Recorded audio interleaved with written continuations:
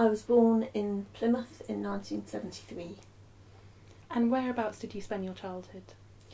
I lived in Plymouth until I was about 16 or 17, and I lived fairly near the city centre, and I lived in a terraced house with my mum and dad and my 3 sisters and a brother, all of whom who are older than me. And did you play with any dolls? I didn't really like dolls in the sense of dolls with plastic or china faces, and I never had any. I found them a bit scratchy. I didn't like the feeling of them under my nails or hands, so I didn't really have any. I had cuddly things, but not hard-faced dolls as such. Can you tell me a bit more about the cuddly toys? Well, I think I had quite a lot of cuddly toys generally, and all of my sisters did as well. My brother just had one teddy bear, which I still have. I have it now. We all had lots of toys, but I was particularly interested in gollies. I had lots and lots of gollywogs, and that's because from the age of about 7 or so, I started collecting them. And I started just with one that I particularly liked, and because I liked it so much, my mum knitted me one for the following Christmas, and then the next Christmas or birthday I got another one, and so I started looking out for them as well as being given them. And so they were the main toys that I played with, and the collecting of them was part of that was my sort of leisure activity, I suppose. That was my hobby or my interest for all of my primary school years, for sure. And can you describe the gollies a little bit more? Were they quite varied, or did they have distinct... Well, the first one I didn't actually know was a golly. I didn't know what gollywogs were. It was just a toy with a black face, and actually I think I had to ask my mum what it was, and it wasn't a very conventional one. In fact, I still have it if you'd like to see it. This is it, and this is Gary Golly, as he later became known, and he hasn't got any hair. They traditionally had spiky hair, and they often had a bow tie and little jackets and things like that as well. He doesn't have that. He has some other elements that a lot of gollies have: stripy trousers, red lips and a white inside to the mouth, and big round white eyes. I don't know whether he ever had hair. He came from a bazaar. I think he was second hand when I got him. I think he was old when I got him, and for some reason I just really liked him. He doesn't look anything special now, but you can see he's had a lot of use. He's sewed up on all sides, and he's absolutely disgustingly filthy and completely faded. But yes, it all started with this thing, and I called him Gary because it just went nicely with golly when I found out that it was this thing called a golly. So I called it Gary Golly, and all of the other ones that I was given or that I bought after that also had names beginning with G. And in the end I think I had something like 130 of them, until I think I stopped actively collecting them when I started secondary school, because I just became less interested in them. But it was a vigorous pursuit throughout all of my childhood, also because they were, even then in the late 70s, early 80s, early years of the 80s really, they were rare. They weren't commonly sold anywhere, so they had to be sought out. So the pursuit of finding them was part of the kind of pleasure of having them as well, because they were you either bought them second hand, or you had to get them. You got them from sort of craft fairs where people had handmade them, or people made them for me. Yeah. And can you tell what he's made of, or what kind of manufacturing approach? I think he's handmade. Possibly not, but he's just made out of fabric stuffed with something enduring, because some of the other ones that I had, which I kept hold of, they've just disintegrated. If they were filled with nylon stuffing, they haven't lasted 30 odd years, and they're now just the outside and all sort of saggy and rather kind of hideous. These caved in toys. But I don't know, maybe he's stuffed with perhaps old tights or something if he's handmade. My mum used to make a lot of toys, and she used to shred old nylon tights and use them as stuffing. So perhaps that, I'm not sure. He's not bulgy. I don't know what he's made of actually. But he's definitely a kind of cotton thing. He could be washed, but I would never wash him because he'd lose his personality in the wash. He'd disintegrate, I think. So. And what kind of games did you play with him? Actually, do you know, I don't really remember playing games with them. As I said to you that I played with them, I don't think I ever did really play with them. I didn't make them act out scenarios. I just sort of enjoyed having them. I don't know what I did with them really. I had them on display. I wrote about them. I've always written things, and I wrote a little book about them, and so that was what I did with them really. Was I lined them up according to sizes. I don't remember. I was of an age where I was a bit too old to kind of have tea parties with them, and I was sort of curious about them. So they had personalities, and I gave them names, but I don't actually remember really playing with them. That might be because something's preventing me from remembering it, but I don't think I actually played with them. I did line them up a lot. I had them in a box, and I used to get them out. And I used to sort of, write stories about them and things, but I don't think I made them dance or sing or anything. Do you have any of the stories still today? Yeah, I haven't got very much from my childhood actually. When I was about 16, I threw loads and loads of things away, all of my school books and lots of things from my childhood, including this book, which was the book that I wrote about it, but one of my sisters made me rescue it, and she said that she thought that I ought to keep it. It's called The Golly Pad, and it's in a notebook that was produced by Golden Shred, Robertson's Marmalade, and they famously used to have a golly token on the back for many, many years. They don't anymore.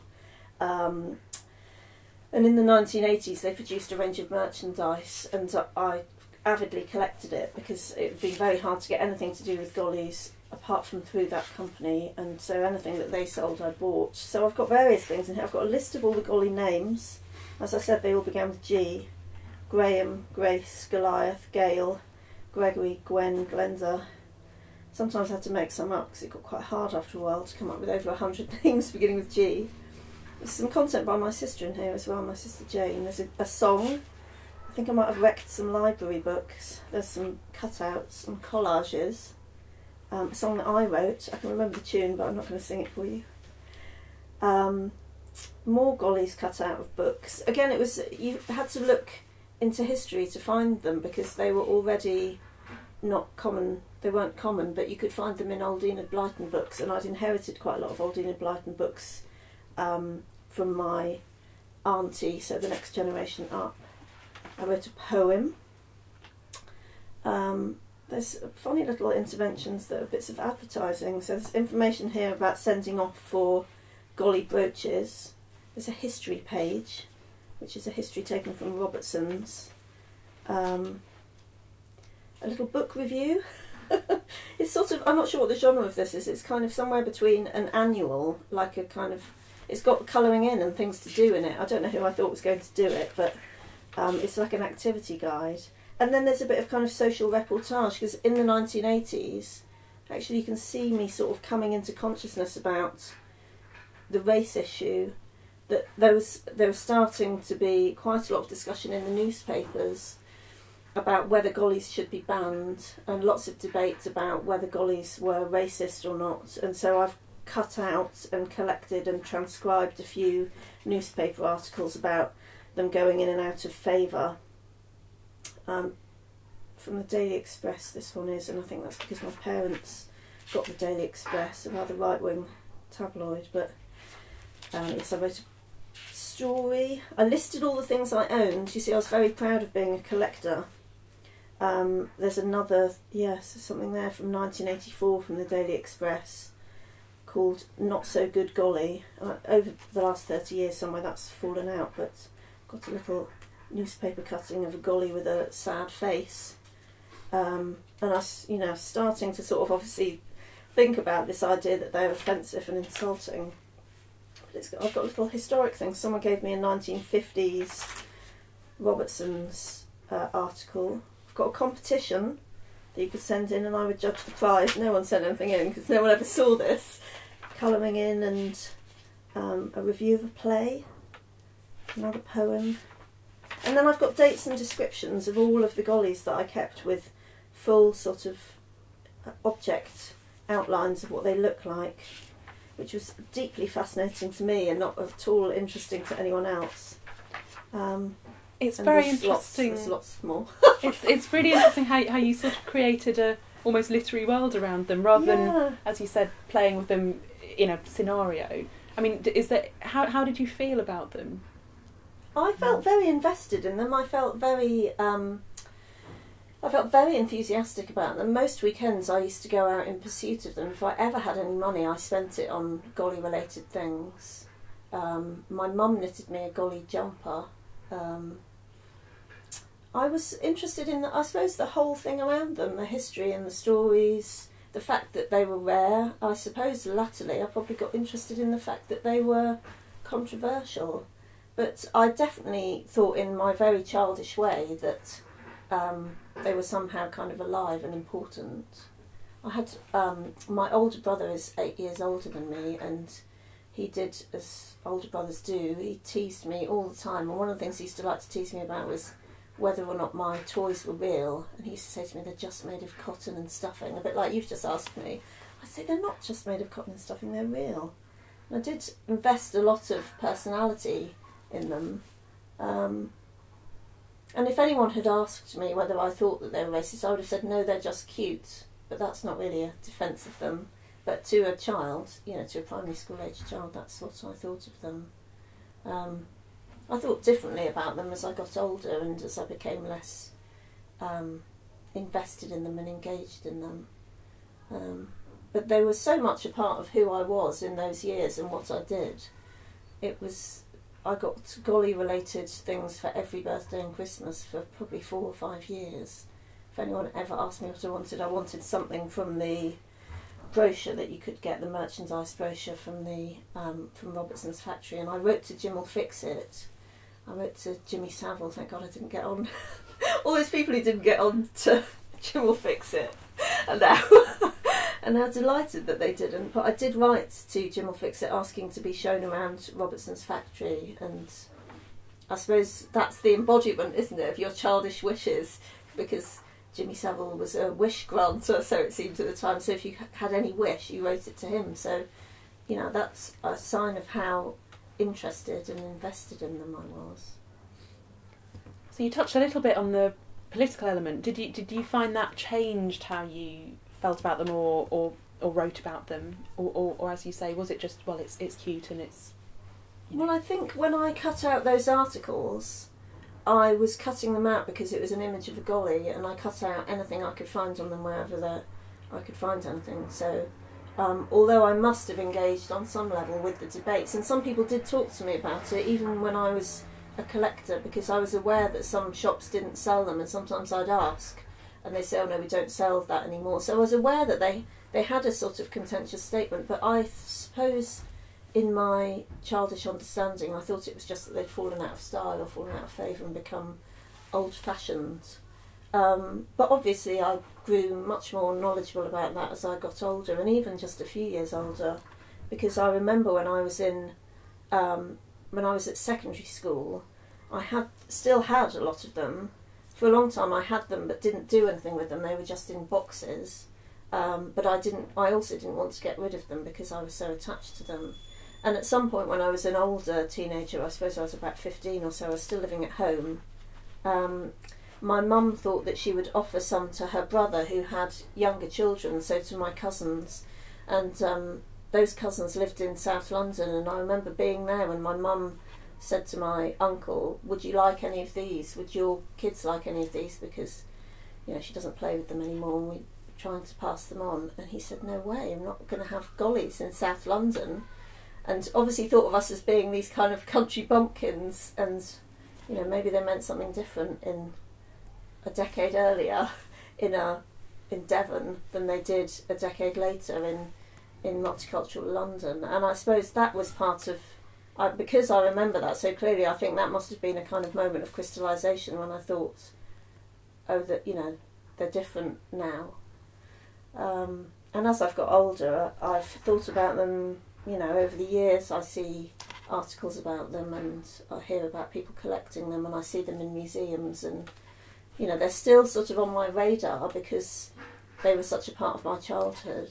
But now I'm fully aware of how, you know, they're deeply offensive, and the more knowledgeable I've got about their origins, the more I look differently on them, because now I can see by looking at them that they're absolutely part of a, you know, a tradition of minstrelsy and, you know, mockery of black culture, which I couldn't see at the time because I didn't have that visual knowledge to see images of gollies next to images, you know, that mock, you know, thick lips and a shock of hair, and I already could see that in children's books the golly was often the villain in a very simplistic way because of a golly's black face. It's often cast as the impish or naughty one. So you can see it from Noddy and all these sort of famous Brighton books. But yeah, I've now come to realise that they always had that status, and I didn't realise it, rather than their status has changed because somebody's forced something upon them. So I have a complicated feeling about them now. You mentioned earlier that you don't still have all of them. How many do you still have? Well, I've got a daughter who's now 16, and I suppose there was a whole series of getting rid of them, some of which I remember and some of which I don't. I remember that sort of point at which some of them got given away, and I think actually there was a core group of them that I was really enthusiastic about, and that would have been the first one that I got, the one that my mum gave me, a couple of really significant ones. On my 10th birthday I got a 3-foot high one that was this. It was the pièce de résistance of the Robertsons catalogue, and it was the thing that I really wanted because I was 10, double figures. I got this massive one. It came in a huge box that was bigger than me. And so, you know, the really significant ones I held on to, but there was a time when I just got any because I wanted, as with all collectors, I wanted to kind of bump up the numbers of my collection. I wanted to have 80, 90, 100.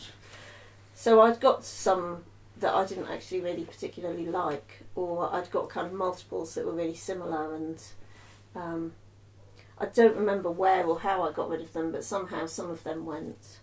Then when I left home and my parents separated and the family house was sold, my dad sent me quite a lot of stuff that was still mine, that was left over, that I hadn't kind of taken with me to my first independent homes, my first flats.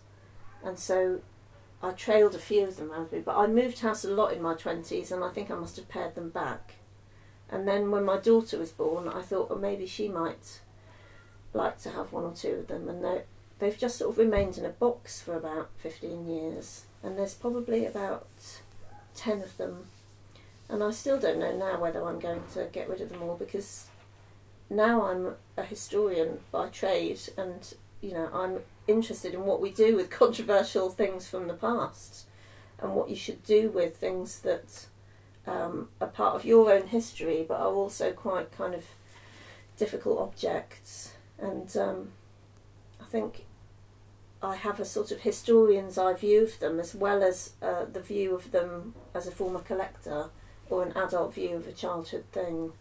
And I suppose I don't think that all difficult things in the world should be destroyed. There's a whole lot of difficult things in the world, from, you know, terrible ethnographic photographs objectifying colonial people to, you know, Nazi memorabilia, but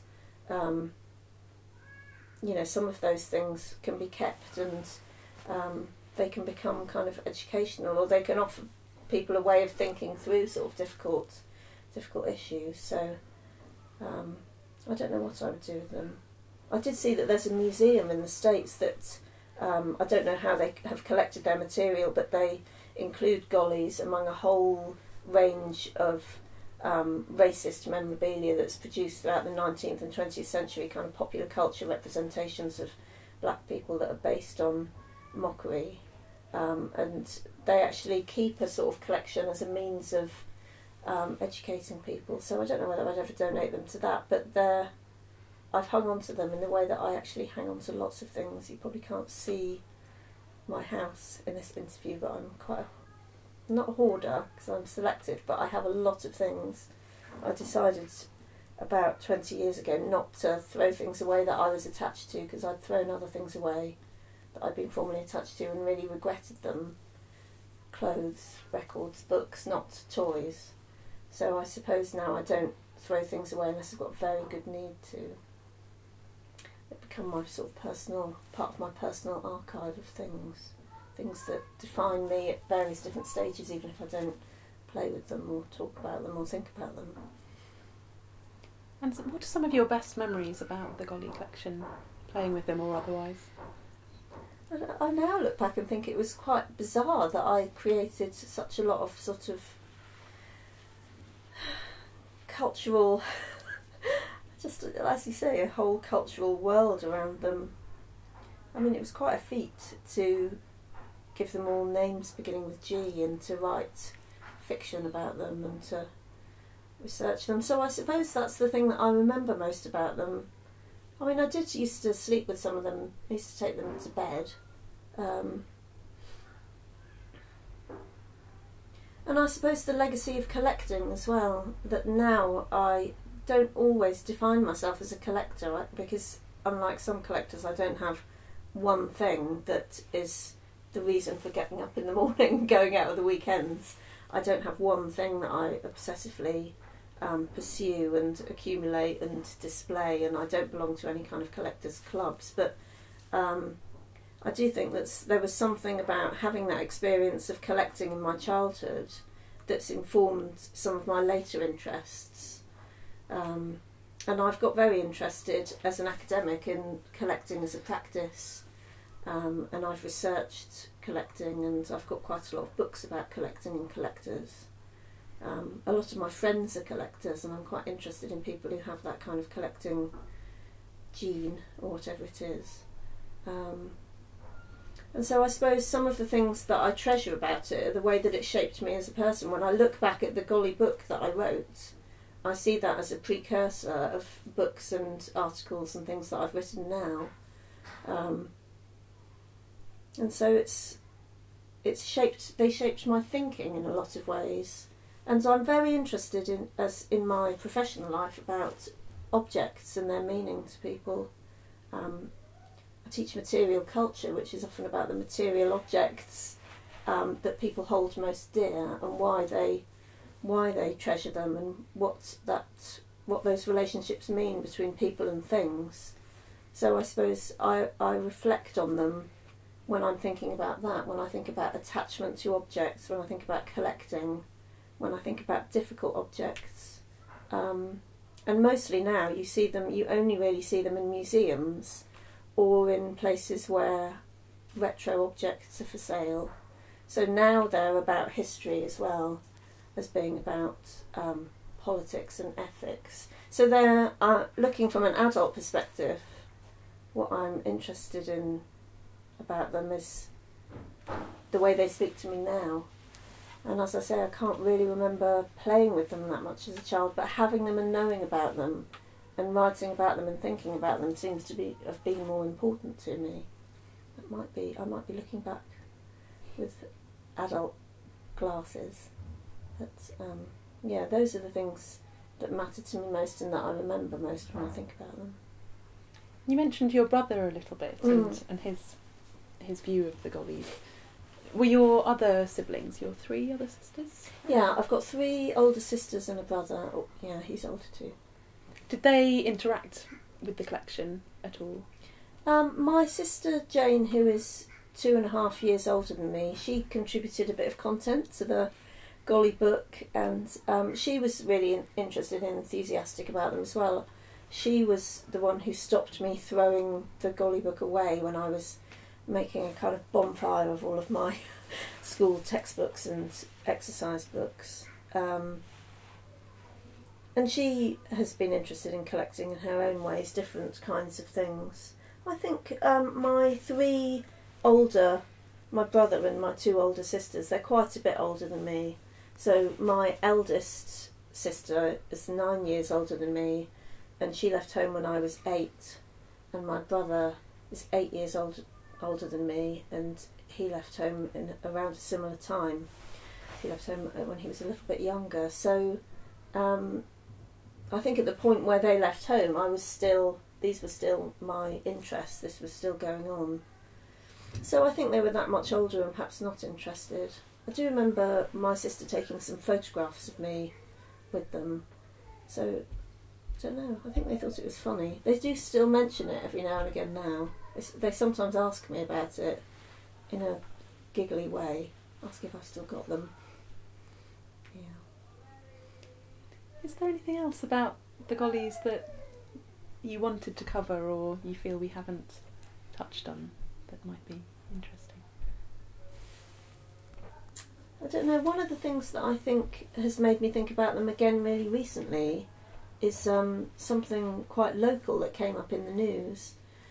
There's a shop in Kensington Gardens that sells all sorts of retro kitchen supplies and kind of cute, brightly coloured kitchen implements, and they've been selling objects from the Robert Opie collection. I don't know if you know Robert Opie. He's got the Museum of Brands and Packaging in Notting Hill in London, a really, really interesting museum of sort of ordinary objects of everyday life.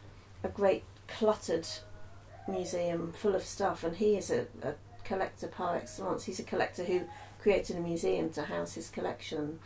And he produces bits of merchandise and memorabilia, scrapbooks and postcards and reproduction adverts, and I think probably does very well out of it because there's a market for retro advertising and,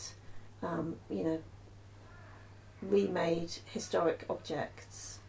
And in this shop in Kensington Gardens, they sell some of Robert Opie's merchandise, including some old adverts for Robertson's Jam that have been made into fridge magnets, I think. Possibly they've been made into other things as well, placemats. In fact, I think in the Toy Museum there's also some of Robert Opie's merchandise for sale. And in the old Robertson's reproduction adverts, there's a golly sat in a kind of teddy bear's picnic type setting.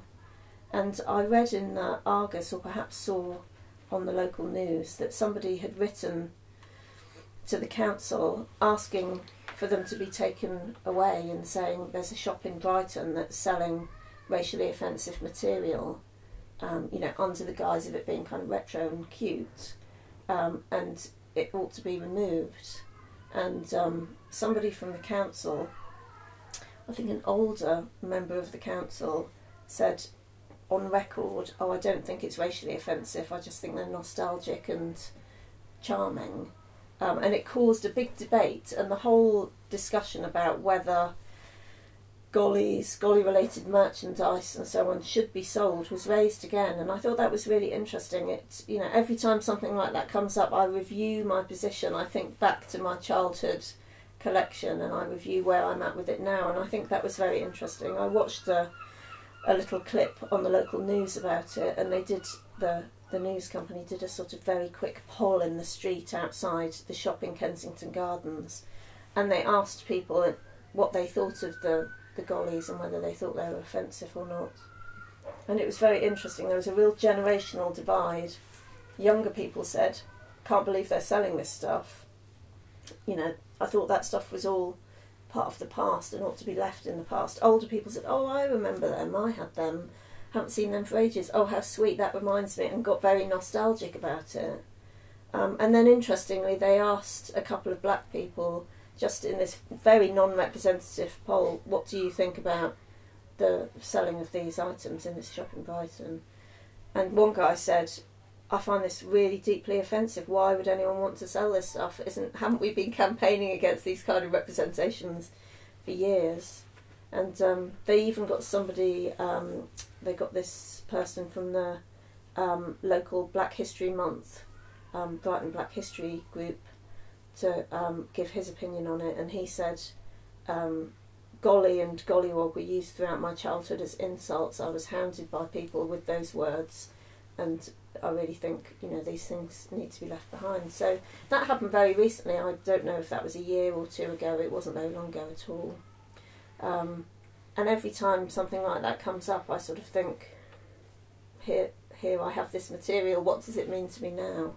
And I feel uncomfortable about having it, but I can't erase it. It was who I was, and it was in the culture of Plymouth in the 70s and 1980s. It was a different place and time, but I'm incredibly sympathetic to those points of view, and so now I just think very carefully and very reflectively about what it meant to be a white child in a monocultural environment collecting gollies, and it's quite an uncomfortable thing to look back on your childhood and revisit it in that way, but I think it's shaped me, and I think having that opportunity to reflect on it has been an interesting opportunity. Yeah, it does sound interesting how it's continued to develop during your adult life in a way that most childhood memories are sort of, there's not a closed door, but it's sort of over, isn't it? So it's interesting. But I think you repeatedly look back at things in your childhood according to what stage of your life you're at. You know, I appraised my childhood differently at various different stages, including when I became a mother myself. The way that I read my childhood now is through my daughter's eyes, and I look at the way that I was brought up, and sort of, instead of just seeing it about my experience, I look back at my parents as human beings, as, you know, ordinary people trying to raise a child, which I certainly didn't think of them as being human beings, thought of them as being these strange aliens for quite a long time. And I reappraised my childhood when my mum died, I reappraised my childhood when my dad died, and sometimes you find out things about your parents later on in life from extended members of the extended family, for example, and that makes you read your childhood in a different way. So memories aren't stable, it's a curious thing. And I'm part of quite a big family, we all remember our childhoods very differently. So even though those things are past, they're not closed and they're not stable, and I'll probably think again about things in my childhood, and probably I'll think again about things in my golly collection, you know, as debates change and, you know, as I become more educated or my opinions change, I might think differently again about them. Did you have any other kinds of dolls, or was it just the golly collection? I have a few things from childhood that I've kept. I did have quite a few other bears, teddy bears, but none have sort of captured my imagination in the same way. I've got a really, really nice bear who I think is from the 1930s, a very elegant sort of hard stuffed bear, who cries like a baby. He's got I'm calling him he because he's called Tedward, my mum named him. When you turn him over, instead of having a growl, he's got a baby doll cry inside him, so he's quite an odd toy. But that wasn't something that I had when I was very small. That was something that a slightly confused neighbour, someone in our street, gave to my mum when we were young teenagers. I think I was possibly about 11, and it was something from her childhood, and she gave it to my mum because she was under the mistaken impression that my mum ran a children's home because there were so many of us and so many children coming in and out.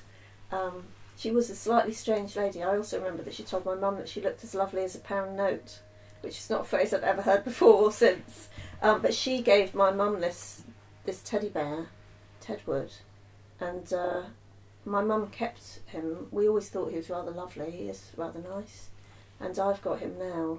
But he wasn't really a childhood toy, and he's more associated with my mum and those stories than he is to do with childhood affection. I have also my brother's only teddy bear. He's called Tough Ted. When my brother was a teenager, he was a punk in the late 70s, early 80s, and so was this bear. He died and shaved and generally abused, and my brother didn't want him when he left home, but because he was quite a distinctive bear, at one point he was sprayed gold, and basically he matched whatever hair my brother had for a while. I hung on to him, and I gave him to my daughter, and my daughter was born. At one point she was playing with him, and a load of pins came out, so I think he'd also been used as a voodoo doll. And that was, my mum went, my daughter went, "Mum, I've found pins inside the teddy bear." And I don't know what had happened that he'd ended up with pins inside him, but I still have that bear from my childhood, and not very much else. No other toys had such a sort of significant place in my life as my Golly collection. So did you keep your brother's, did you keep Tuft Head because you couldn't bear to see him thrown away because he held so much family history, or was it that you had played with him or sort of felt an affinity with him when you were younger? I think I was quite proud of this peculiar, rebellious Ted. I was quite proud of my brother. I remember drawing a picture in a school book of my brother. I remember drawing a picture of all my family members, and my brother was really big with a massive Mohican and bleached jeans and a t-shirt that said "The Damned" and a leather jacket on. I put loads of detail into drawing him, so I think in a way I probably held this bear in similar esteem. Some of my brothers sort of, you know, being a kind of teenage punk was, you know, quite cool when you're 8 or whatever I was. So I think perhaps it was some of that association. I've never liked throwing things away. Now in my work I write about things that people throw away, and I'm interested in, you know, processes of recycling, and my partner works in house clearances and in bric-a-brac and antiques dealing, so we're very interested in what gets thrown away and what gets kept and how values change over time. So it's probably something to do with not wanting to throw them away. But also when my daughter was born, I was the first person in my family to have a child, so I became a kind of unofficial custodian of quite a lot of family objects, including the bear of my mum's and my brother's bear. My brother's now had a daughter of his own, and he's asked for the bear back, so the bear's going to go and have another life in Italy now. Don't think I've got any other toys from my childhood, but my sister has loads. My sister Jane, and some of my other sisters still have a lot of their old toys. I think perhaps we're quite a sentimental family. My sister in America has got a huge collection of cuddly monkeys. So, yeah, I think we are collectors and accumulators and sentimentalists, or some of us are anyway. And did you swap much, or do you have your you have your collection? No, it's forbidden. No, nobody's playing with my things. They've got their own. We did sometimes have matching items. I do remember that a few of us, maybe all of us at one point, had similar bears. My mum was very concerned about us not fighting over things, so sometimes we had similar things but in a different colour variation. I very clearly remember having a yellow bear and my sister Jane having one that was the same but blue, and one of my other sisters having one exactly the same but in another colour. And maybe that was somebody from outside the family who'd bought us presents and had done that, but my mum was very conscious about us not fighting over things, and often used to buy matching stuff for us all anyway to kind of avoid the fighting. And just coming on to construction toys, did you have any of those? I don't recall ever having any. It might be a gendered thing. I don't recall ever having any. I do remember playing with Lego, and I remember playing with Lego with a girl from school who had a Lego collection, and I remember being quite jealous at the amount of Lego she had. And we went round there and we built, my sister and I went round after school a couple of times and built really unimaginative things like walls of houses and tall straight towers and things like that. It was just solid blocks in primary colours, maybe some windows as well. I don't remember there being other kind of complicated parts. I don't remember having a huge enthusiasm for it. We didn't have Meccano, and I don't remember us having any other construction toys either. It wasn't something that figures in a big way in my childhood, no. I have remembered some other toys I had, but they're Not really dolls or construction toys. I had a lot of Fisher-Price things that you could make into, you know, schools and a garage with cars and a slide and a roundabout and things like that. But they were not dolls or bears or construction toys, strictly speaking. It's interesting though, isn't it? Because I think we're loosely defining construction toys as anything you can assemble. So in a way, those... So other kinds of kits, do you mean? It could be, I Maybe suppose. My imagination is limiting me. When you say kits, I'm thinking kind of Airfix kits. I didn't have those. Or I suppose just thinking of the Fisher-Price things you were mentioning. Yeah, they're relatively limited though, aren't they? They're sort of ready assembled items that you can kind of put together in different formations. You're not really constructing in a sense that you've got raw material that you put together to make an end product. Yeah.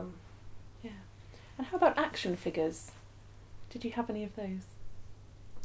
No, I do remember my brother having an Action Man, if you can call Action Man an action figure. He's not an action figure in the way I think of action figures now. I think of action figures as being figurines of superheroes, but I guess action figures can be quite broadly defined. I remember the thing at the back of his head, the eagle eye thing that could make his eyes move.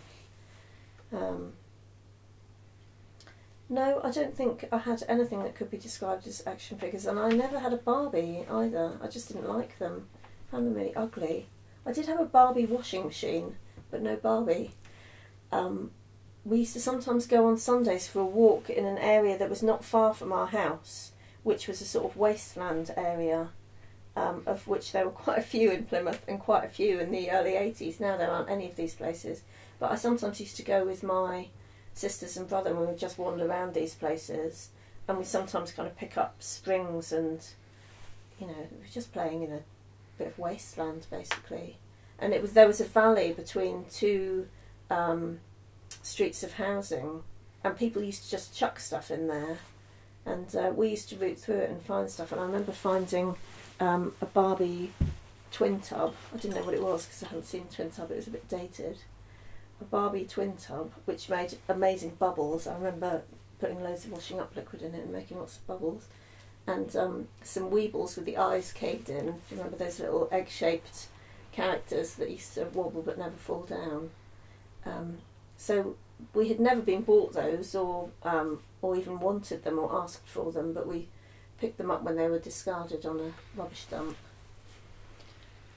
Did you ever want any bears, dolls or construction toys that you couldn't have or asked for and didn't get? Or? I think I used to feel jealous about some people's toys. Yeah, I do remember some people had, you know, really fancy stuff, and there were adverts on television for, you know, extremely complicated and extremely expensive things, but I don't remember there ever being a hope in hell of getting them. So I never kind of set my heart on them because I couldn't have had them.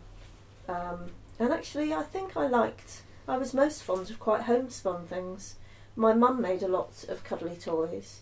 I really clearly remember that she made toys to sell to raise money for our school. When I was at primary school, she made toys to go on a toy stall, and my sister and I were absolutely heartbroken that we couldn't keep them because we'd fallen in love with them. She'd let us play with them before they went on the stall, and then we weren't allowed to keep them because they were to raise money for some school fund or something. And my sister and I got really early at the front of the queue, and when the queue for the school fete, we were first in, and we ran to the toy stall and we bought them back with our own money. My mum was saying, why are you so stupid to do that? But my sister still got them, and one of them is just 2 ovals of orange felt and 2 white circles with sort of blue blobs in the centre, a completely unsophisticated toy. My mum she did a lot of sewing and knitting, and she was really, really productive, but they weren't always the most kind of complex in their construction. She was sort of, I suppose, like a Humpty Dumpty type figure, and we absolutely loved it. So I had a lot of toys like that were really simple. One of my favourite toys was a golly that used to be a penguin, and it was just basically a bit of black and white felt that was completely flat, almost like an oval shape with a bit of foam inside. And it was white and black on one side, and it had kind of penguin features, and then it was black on the back. And I think my mum sewed or glued some eyes to it, and it must have been something really basic like those paper reinforcements that you put on the holes for paper that's going in ring binders to kind of reinforce the paper and give it strength. Very simple circular white stickers, and I think it had that and maybe a sort of half a sticker coloured in red for the mouth. And I managed to form some really affectionate bond with this thing that was just a kind of old discarded toy and 2 bits of felt and a bit of foam. So I think, I don't want to make out that I'm kind of really puritanical and I'm saintly and I didn't have any desires for expensive stuff, because I surely did, but all of my deep affections were for quite humble things. I mean, even the first Golly in my collection is a bald, homemade, second-hand, and, you know, possibly a bit pre-loved item. So it was more about the face of the object and how appealing its face was, and its tactile qualities. If it's particularly soft or malleable or comforting or something, then I would have had more of an affection with it than if it was something quite complicated, lots of parts, and I didn't find it as easy to form affectionate relationships with plasticky objects. Do you have any other memories that you want to talk about of Bear's dolls or construction toys? I don't think so. I think I've said everything. Yeah, that's fine. All right. Well, thank you. That was really, really fascinating.